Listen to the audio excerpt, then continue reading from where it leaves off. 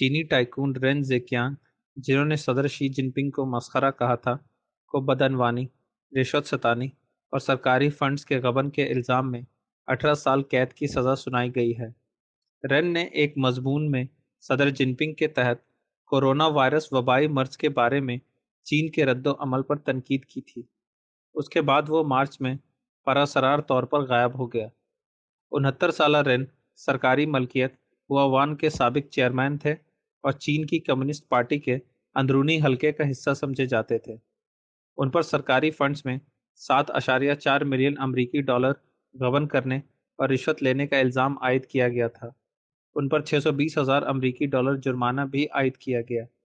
चीनी हुकूमत के बयान के मुताबिक रेन ने रज़ाकाराना तौर पर और सच्चाई से अपने तमाम जुराइम का एतराफ़ किया है। फैसले में उन पर हुआवान में ताकत के नाजायज़ इस्तेमाल का भी इल्ज़ाम लगाया गया था।